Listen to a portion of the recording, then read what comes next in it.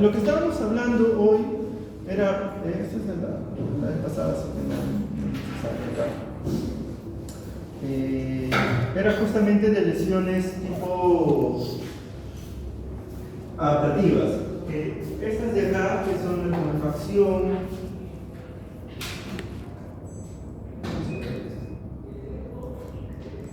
entonces estamos hablando de lesiones que todavía no entran en el campo de muerte celular. Hoy día vamos a abarcar básicamente la degeneración tanto hidrópica, lo que se conoce como una degeneración hidrópica, como una degeneración grasa. Básicamente son lesiones que están justamente en ese límite antes de llegar al punto de no retorno, antes de ser irreversible como tal, antes de llegar a la muerte celular. Una vez que pase ese punto, ese límite, ya se considera la muerte celular. Ya hoy vamos a tocar estos temas, entre hoy y la siguiente clase, la siguiente semana en todo caso, ¿no? Lo que es lesión, propiamente dicho, las posibles causas, la lesión reversible que vamos a tocar hoy, la lesión irreversible, como la necrosis como tal, cuando ya la célula está en franca muerte, y gangrena, que son tipos de necrosis o patrones de necrosis que normalmente se llaman. Ya, entonces tenemos lo que es el desarrollo del tema.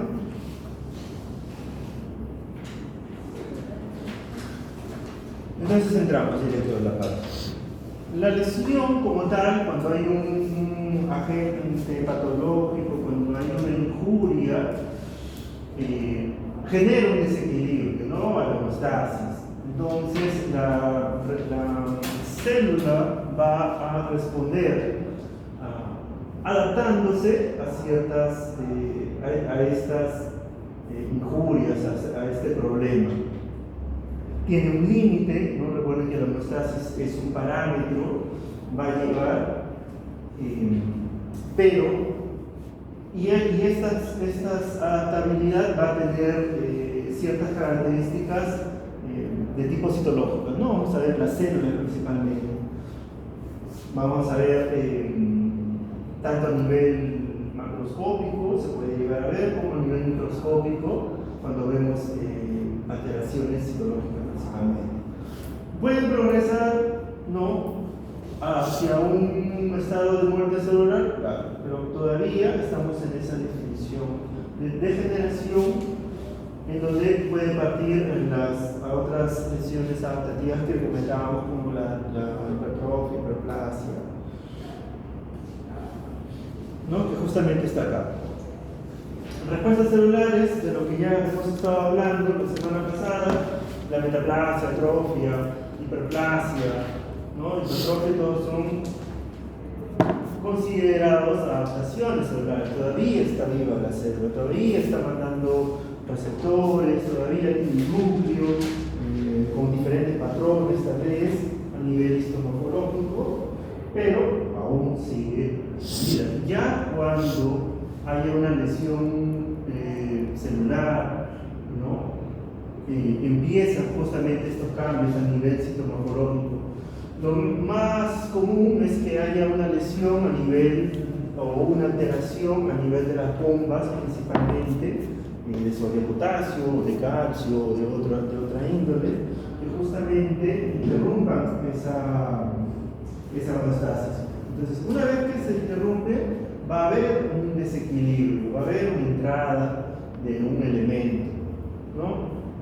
El caso de degeneración hidrópica vamos a verlo principalmente cuando hay hipoxia, cuando el aporte de oxígeno es bajo. Entonces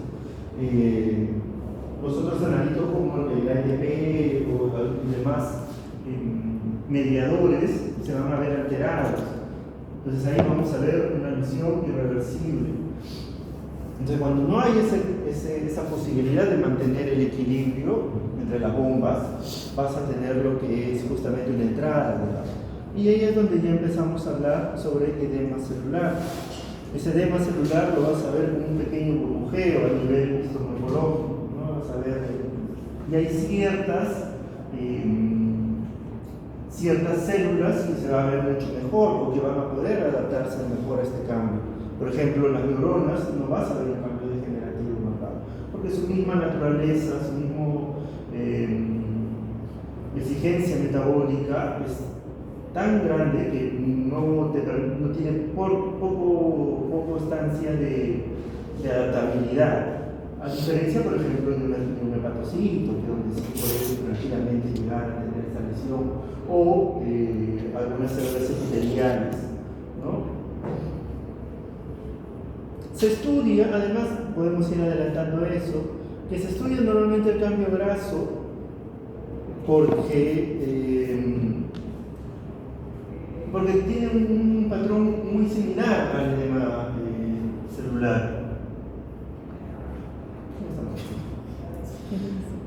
¿Ya? Porque justamente tiene un patrón, lo vamos a ver a nivel histomorfológico, que es muy parecido, y entender o diferenciar esos dos patrones ayudan a entender justamente el origen de cada lesión, o sea, a interpretar la lesión que vamos a ver. Esto es para graficar lo que estábamos entendiendo hasta ahora, lo que hemos estado hablando, ¿no? La célula normal, que es la homeostasis, que está en equilibrio, pasa por un estrés, ¿no? Un estrés, una injuria, algo que lo lleve a generar una adaptabilidad. Puede ser de tipo patológica o puede ser de tipo fisiológica, ¿se acuerdan? Por ejemplo, la hiperplasia de glándula mamaria en el caso de lactancia, por ejemplo. Justo por ahí me preguntaban si había una hiperplasia de glándula mamaria patológica, porque si lo normal es que sea fisiológica. ¿Qué creen? Bueno, eso fue una buena pregunta. A ver que lo conversamos. Puede haber una hiperplasia de tipo de glándula mamaria, digamos en el perro, de tipo patológica, porque lo normal es que sea fisiológico. ¿Qué creen?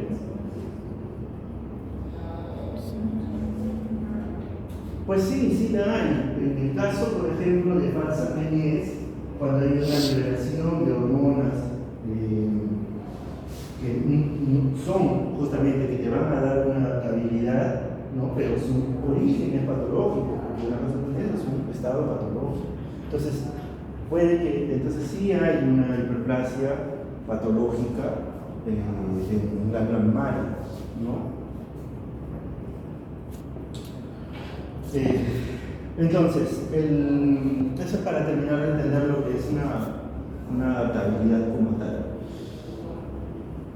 Ya, la célula entonces, ¿qué puede hacer? Puede adaptarse, ¿no?, al estímulo y generar una lesión subletal, tal vez mejorando su eficiencia o compensando esa productividad. Lo veíamos con la hipertrofia, lo veíamos con la hiperplasia, ¿no?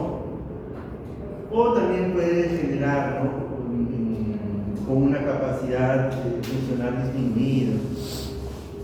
Entonces seguimos hablando de que el evento es todavía un proceso adaptativo, En esta diapositiva nosotros encontramos dos cuadros y en ambos cuadros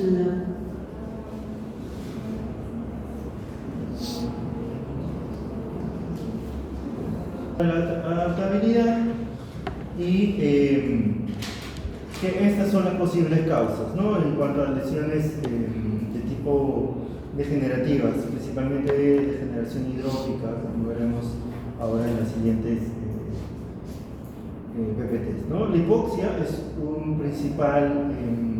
una principal causa, porque justamente la disminución de oxígeno va a llevar a un desequilibrio tanto a nivel de los canales de calcio, sodio, potasio, una menor producción de ATP, y esto va a estabilizar lo que es la membrana. Y ahí es donde hay una entrada de justamente de agua. Otros agentes, traumatismos, ¿no? Golpes, quemaduras, vemos también bastantes quemaduras se ven en áreas de zonas de fricción. También llegamos a ver, por ejemplo,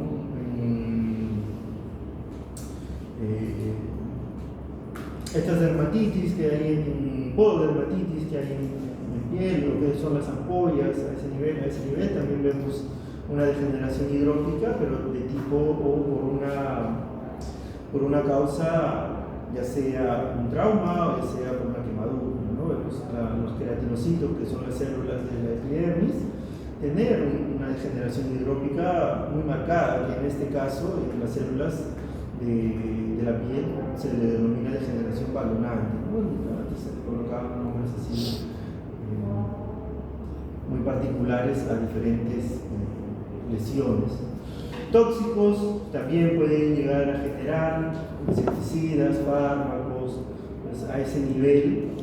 Agentes biológicos virales, por ejemplo, los papilomavirus, que también llegan a tener todo un desencadenamiento a nivel celular, pueden alterar justamente la célula. Esto hace que pierda el equilibrio y de nuevo, ¿no? La membrana como principal efector o limitador hacia el medio externo empieza a captar. Reacciones inmunológicas también, la anemia hemolítica inmunomediada, pérfido, ¿no? Cuando hay problemas justamente de queratinocitos a ese nivel, alteraciones genéticas ya de tipo metabólicas, de tipo genéticas, desequilibrios funcionales, justamente por la alteración que les comentaba de la ATP, ¿no? La principal productora de movimiento o de intercambio nutricional. ¿Por qué se prende y apaga? Entonces, vamos a comentar sobre hipoxia principalmente, ya como una de las principales causas.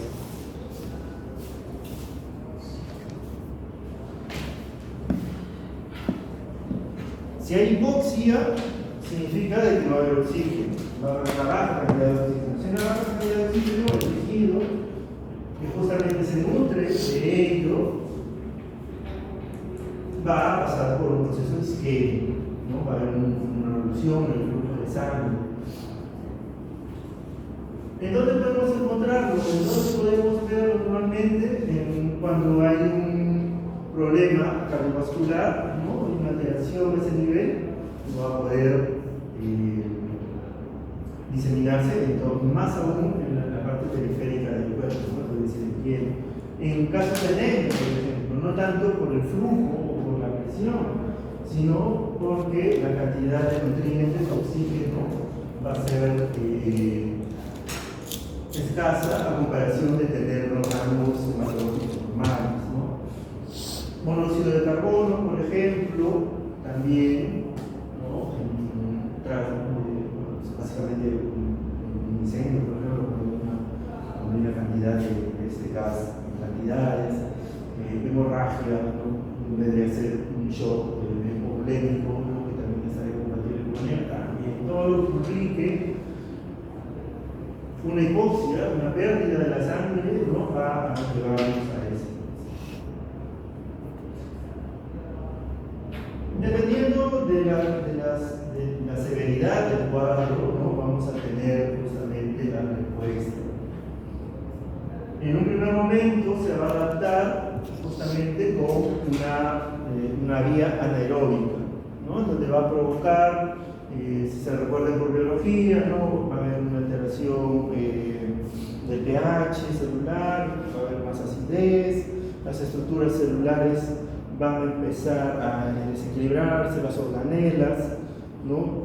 Acá es donde ya entra el otro término, por ejemplo, se tumefactan, o sea, empiezan a hincharse, o sea, microscópicamente o ultramicroscópicamente con microscopía electrónica se puede ver muy bien justamente que las organelas, como la mitocondria, como los anticortes principalmente, y también el retículo endoplasmático de unos ribosomas, se ven cómo empieza a degenerarse, ¿no? Empieza a tener una estructura más gordita, más hinchada, ¿no? Y eso es lo que le decía. La isquemia va a afectar principalmente a la producción de ATP, ¿no? Si hay una baja de ATP, va a haber un desequilibrio en la bomba de sodio, principalmente. Se va a activar la glucólisis anaeróbica, es decir, va a aumentar el pH, va a disminuir, ¿no? Porque se salifica, y los ribosomas van a empezar a inestabilizarse, esas proteínas se van a liberar. Estás viendo que hay mucho desequilibrio a nivel interno celular. Toda esa maquinaria que estaba en equilibrio empieza a tener problemas. Y ahí es donde empieza a haber esa fuga, ¿no? Empieza a haber esa penetración de vacuolas de agua.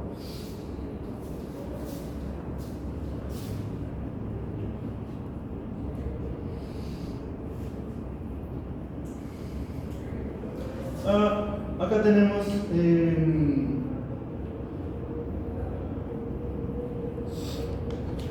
otra vía, ¿no? En este caso por agentes químicos, por ejemplo el tetracloruro de carbono, que era un antiparasitario que se usaba antiguamente, en donde había un problema de metabólico principalmente de lípidos, ¿no? Este de acá, tetracloruro de carbono. Ya básicamente había una alteración a ese nivel. De nuevo veíamos que las lesiones son a nivel de arquitectura celular. Básicamente va a haber lesiones a nivel del retículo endoplasmático rugoso, el rizoma se desprende, ¿no? Que es el área donde hay la apoproteína, que era justamente parte del metabolismo de lípidos y proteínas, también empieza a haber alteraciones y empieza a acumularse lípidos en forma de vacuolas. En este caso, en el hepatocito en particular, también, si es que hay ya no está funcionando en su grado de hemostasis, va justamente a empezar a retener este tipo de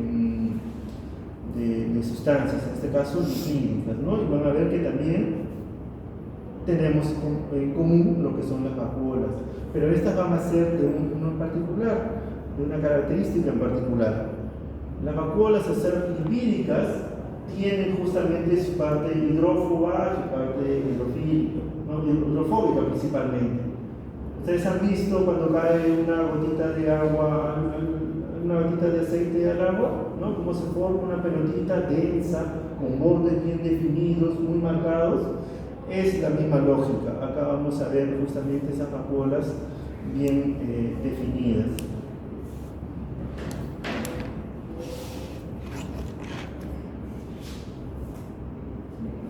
Nosotros tenemos entonces, como estamos comentando,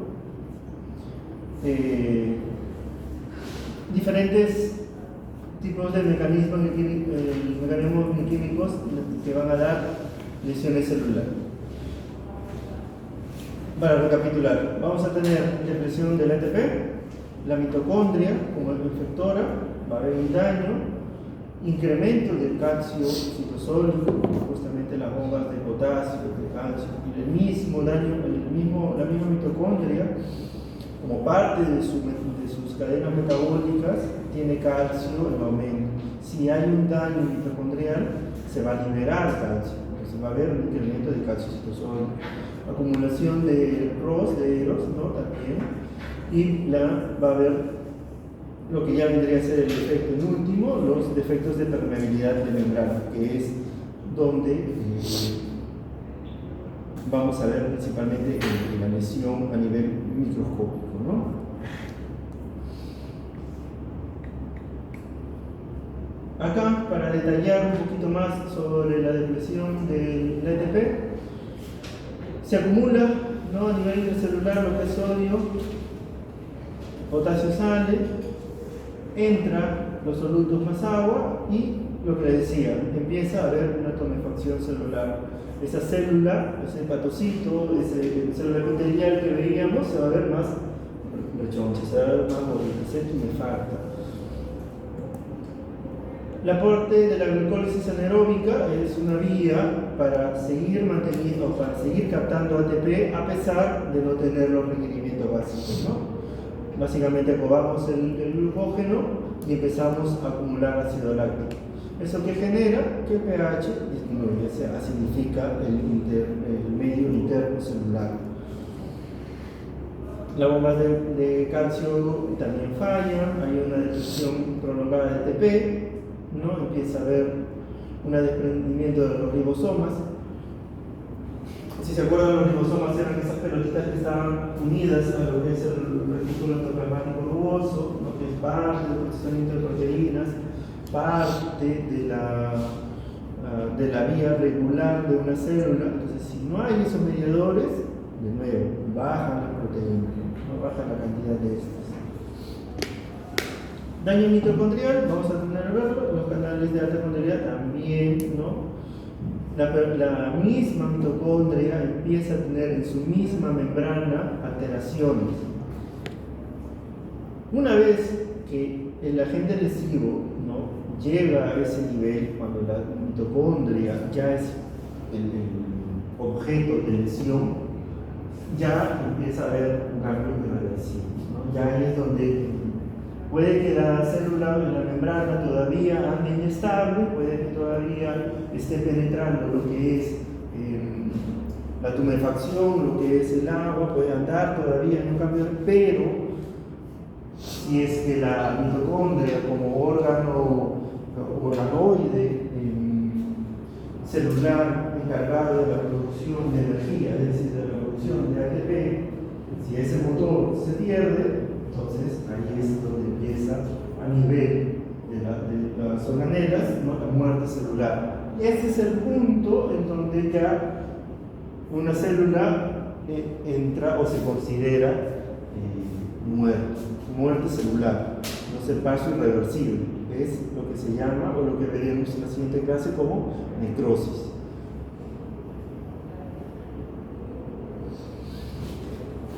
Es esto, ¿no? Para detallar un poquito más, vamos a tener diferentes metabolitos, que esto es la mitocondria, ¿no? La mitocondria como tal que te genera ATP, pero no solo eso, sino tiene otras acciones como tal. Cuando empieza a haber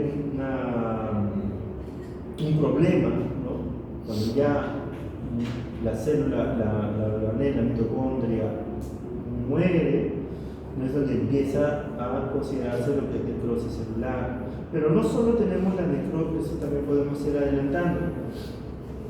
La necrosis, ¿no?, la muerte celular, conocida como necrosis, es una muerte externa, o sea, por agentes externos, por hipoxia, ¿no?, veíamos en el caso de anemia, traumas, tóxicos, algo que implique una reacción. Pero también hay vías por las cuales se active la muerte celular programada. En este caso se denomina la apoptosis. La apoptosis también llega, ¿no?, en tantas de sus vías por la mitocondria. La mitocondria acá entonces se tiende o se refuerza gracias a este gráfico la importancia de esta organela en cuanto a la vida útil, si quieren llamarla, de la célula.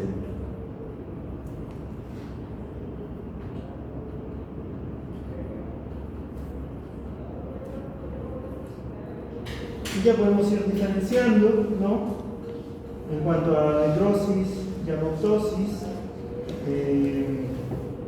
a nivel de la organela de la mitocondria, ¿no? Esta de acá, por ejemplo, la apoptosis, al ser una muerte programada, no te va a generar una inflamación, por ejemplo. Mientras que la necrosis, al ser por un evento externo, está programado para que justamente haya una respuesta ante ese problema. Y como ven acá, por ejemplo, ¿no?, al no estar programada, al no ser programada, ¿no? O sea, no ser esperada, la célula se va a reventar, va a tener problemas, va a liberar su componente. Mientras que en una apoptosis va a haber una salida, va a haber una articulación de la muerte para justamente evitar esa consecuente reacción de tipo inflamatorio principalmente.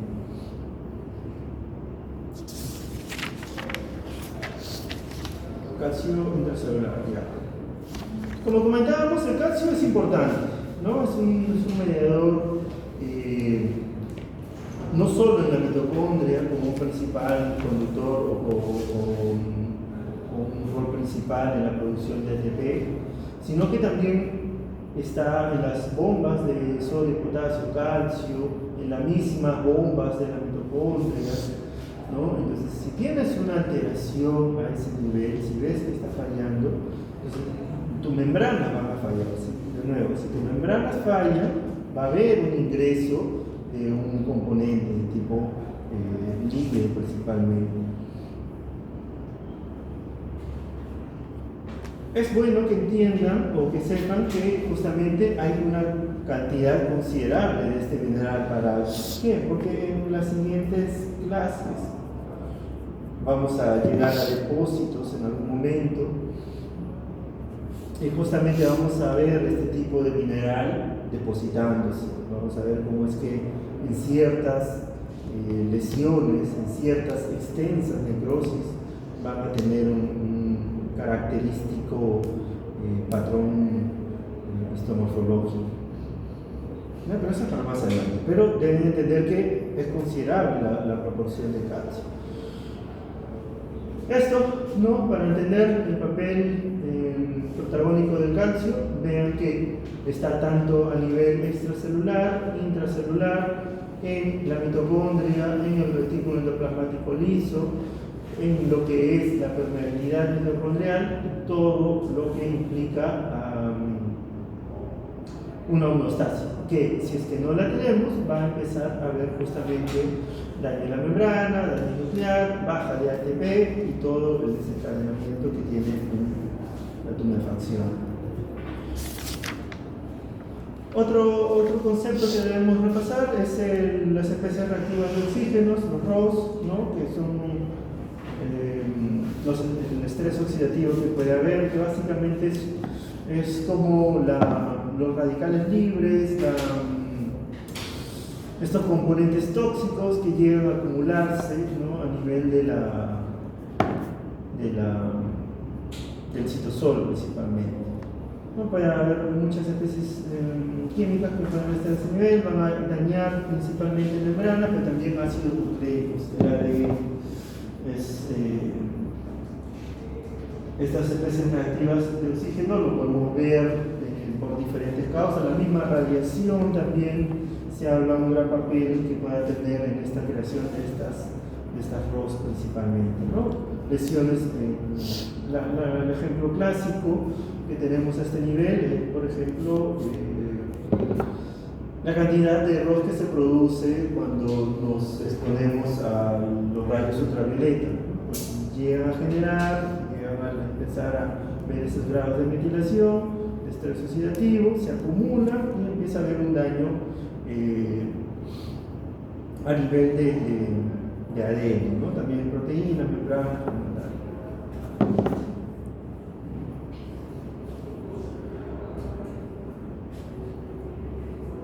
lo mismo, ¿no? Va a haber daño a la membrana, específicamente por una persecución lipídica.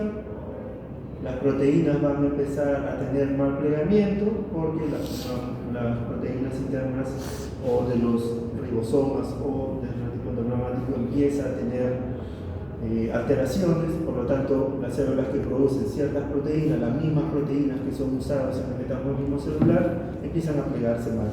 Empiezan a plegar mal, cumplen mal su función y así llegan a acumular daños. En el ADN, estas ROS, ¿no? Estos radicales libres, empiezan a dañar directamente la estabilidad de las cadenas de ADN. y que tiene el ADN, básicamente la información, ¿no? Si no está bien concatenado, no vas a producir bien lo que estaba transcrito ese nivel. Entonces ven cómo se va acumulando este tipo de lesiones, ¿no? Y es lo que comúnmente se conoce como radicales libres que se acumulan de tóxico, bla, bla, tienen base tal vez malinterpretada en este tipo de situaciones.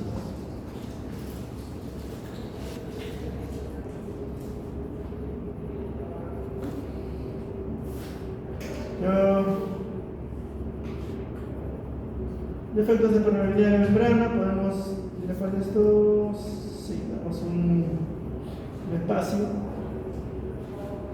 De nuevo, acá es para que se quede completa la idea del calcio citosólico, ¿ya? Que básicamente va a disminuir el ATP, va a haber una disminución del calcio mitocondrial.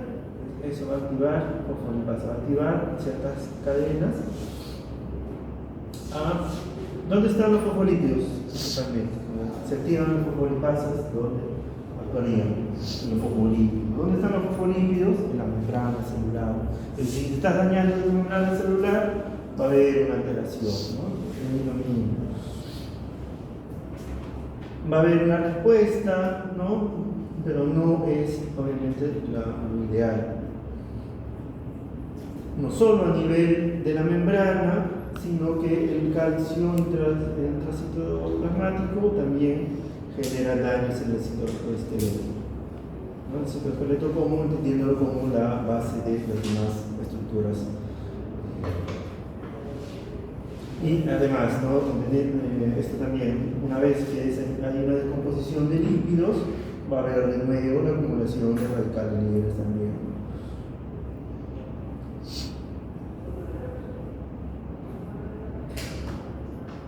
Básicamente lo que estábamos hablando, ¿no?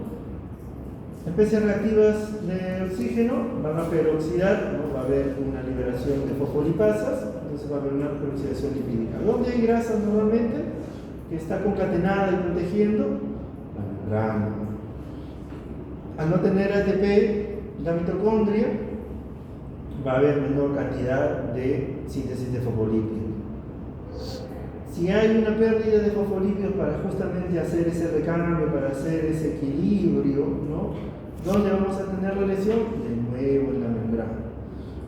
No solo a nivel de membrana, sino que también hay a nivel daño citoesqueleto. El citoesqueleto por el aumento de calcio, por justamente una alteración que está conllevada en todo esto. Entonces, todo esto te va a producir daño en la membrana.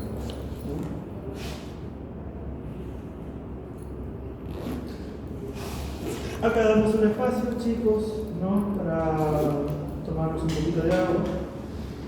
Unos 5 minutos. Ya falta.